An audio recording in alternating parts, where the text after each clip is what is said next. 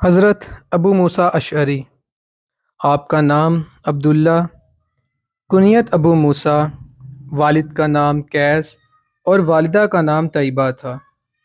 حضرت ابو موسیٰ اشعری یمن کے رہنے والے تھے۔ آپ رضی اللہ تعالیٰ عنہ کا تعلق یمن کے مشہور قبیلے اشعر سے تھا، اسی وجہ سے اشعری کہلاتے تھے۔ آپ کی والدہ طیبہ بنت وہب قبیلہ عق سے تعلق رکھتی تھیں۔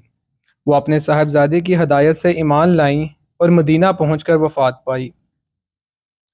حضرت ابو موسیٰ اشعری مکہ مکرمہ میں اسلام کا سورج طلوع ہونے کی خبر سن کر راہ حق کی تلاش کے لیے نبی کریم صلی اللہ علیہ وآلہ وصحبہ وسلم کی خدمت میں حاضر ہوئے اور اسلام قبول کر لیا۔ اسلام قبول کرنے کے بعد ابو موسیٰ اشعری اپنے خاندان والوں کو دعوت حق دینے کے لیے یمن واپس لوٹ گئے اور آپ کے خاندان کے قریباً 50 لوگوں نے اسلام قبول کیا۔ حضرت ابو موسیٰ اشعری نے ایک جماعت کے ہمراہ یمن سے حبشہ سفر کیا اور حضرت جعفر طیار کے ساتھ اس وقت نبی کریم صلی اللہ علیہ وآلہ وصحبہ وسلم کی خدمت میں حاضر ہوئے جب آپ فتح خیبر کے بعد مدینہ منورہ واپس آ رہے تھے۔ حضرت ابو موسیٰ اشعری فتح مکہ اور غزوہ حنین میں شریک تھے۔ تبوک سے واپس آنے کے بعد ایک روز 2 اشعری بزرگ حضرت ابو موسیٰ اشعری کو اپنے ساتھ لے کر دربار نبوی میں حاضر ہوئے اور آن حضرت صلی اللہ علیہ وآلہ وصحبہ وسلم سے ابو موسیٰ اشعری کے لیے کسی عہدے کی فرمائش کی۔ آپ صلی اللہ علیہ وآلہ وصحبہ وسلم مسواک کر رہے تھے۔ اس بات پر دفعتاً مسواک رک گئی اور حضور اکرم صلی اللہ علیہ وآلہ وسلم نے حضرت ابو موسیٰ اشعری کی طرف دیکھ کر فرمایا، ابو موسیٰ۔ ابو موسیٰ اشعری نے فرمایا، اے اللہ کے رسول، قسم ہے اس ذات کی جس نے آپ کو دین حق کے ساتھ مبعوث فرمایا کہ میں نہ ان کے دل کے حال سے آگاہ تھا اور نہ یہ جانتا تھا کہ وہ کسی عہدے کی خواہش کا اظہار کریں گے۔ آپ صلی اللہ علیہ وآلہ وصحبہ وسلم نے فرمایا، جو کوئی خود سے کسی عہدے کی فرمائش کرے گا اسے ہرگز اس عہدے پر مامور نہیں کروں گا، لیکن ابو موسیٰ تم یمن جاؤ، میں نے تمہیں وہاں کا عادل مقرر کیا ہے۔ یمن اس وقت 2 حصوں پر منقسم تھا، ایک حصے کا عامل حضرت ابو موسیٰ اشعری اور دوسرے حصے کا عامل حضرت معاذ بن جبل کو مقرر کیا گیا۔ صحیح مسلم کی حدیث نمبر 4526 کے مطابق آپ صلی اللہ علیہ وآلہ وسلم نے فرمایا، تم دونوں آسانی پیدا کرنا، مشکل میں نہ ڈالنا، خوشخبری دینا، دور نہ بھگانا، آپس میں اتفاق رکھنا اور اختلاف نہ کرنا۔ حضرت سیدنا عمر فاروق رضی اللہ تعالیٰ عنہ نے حضرت ابو موسیٰ اشعری کو بصرہ کی گورنری عطا کی، جسے حضرت سیدنا عثمان غنی نے اپنے دور خلافت میں کچھ عرصہ برقرار رکھا، پھر سرزمین کوفہ کی گورنری کا پروانہ جاری کر دیا۔ حضرت ابو موسیٰ اشعری حضرت سیدنا عثمان غنی رضی اللہ تعالیٰ عنہ کی شہادت کے بعد انتظامی معاملات سے الگ ہو گئے اور ملک شام تشریف لے گئے۔ حضرت ابو موسیٰ اشعری کی ذات جہاں خوف خدا سے لرزاں تھی، وہیں شرم و حیا کا پیکر بھی تھی۔ چنانچہ ابو موسیٰ اشعری خود ارشاد فرماتے ہیں، میں اللہ سے حیا کی وجہ سے بہت تاریک جگہ پر غسل کرتا ہوں اور سیدھا کھڑا ہونے سے پہلے کپڑے پہن لیتا ہوں۔ 10 ہجری میں نبی کریم صلی اللہ علیہ وآلہ وسلم نے حج کا اعلان فرمایا تو حضرت ابو موسیٰ اشعری یمن سے حج کرنے کے لیے مکہ مکرمہ حاضر ہوئے۔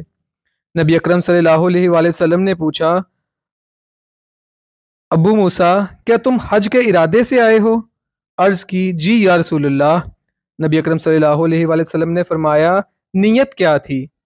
انہوں نے جواب دیا، جو رسول اللہ کی نیت ہے وہی میری نیت ہے۔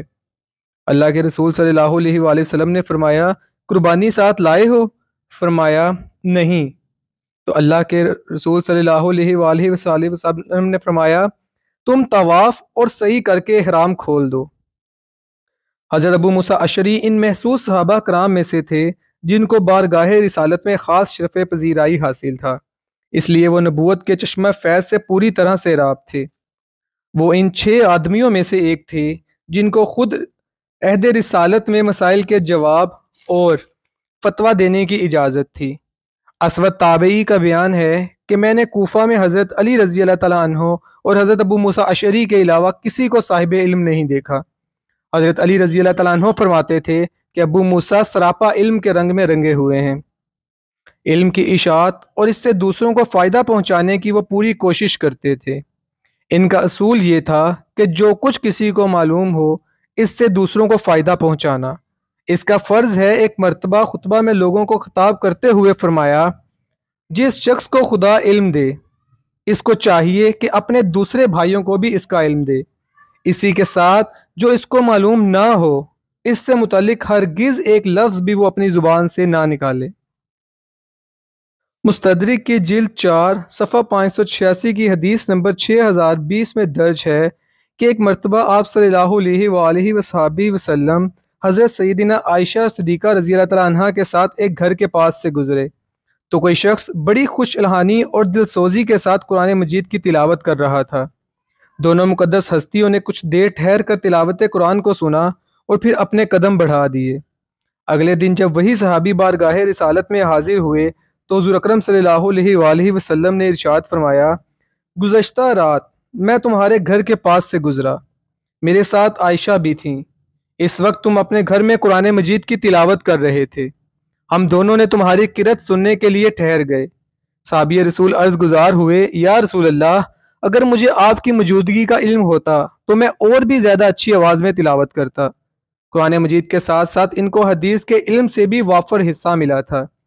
حفظ حدیث کے اعتبار سے وہ اپنے ہم عصروں میں امتیازی پایہ رکھتے تھے۔ حضرت ابو موسیٰ اشعری نہایت متقی، پرہیزگار اور نیک سیرت صحابی تھے۔ خشیت الہی، اتباع رسول صلی اللہ علیہ وآلہ وصحبہ وسلم، توکل، شرم و حیا، امت مسلمہ کی خیرخواہی، سادگی، خدمت رسول صلی اللہ علیہ وآلہ وصحبہ وسلم آپ کی سیرت کے نمایاں اوصاف تھے۔ حضرت ابو موسیٰ اشعری سب سے بڑھ کر حضرت محمد مصطفیٰ صلی اللہ علیہ وآلہ وسلم کی بات کو اہمیت دیتے تھے۔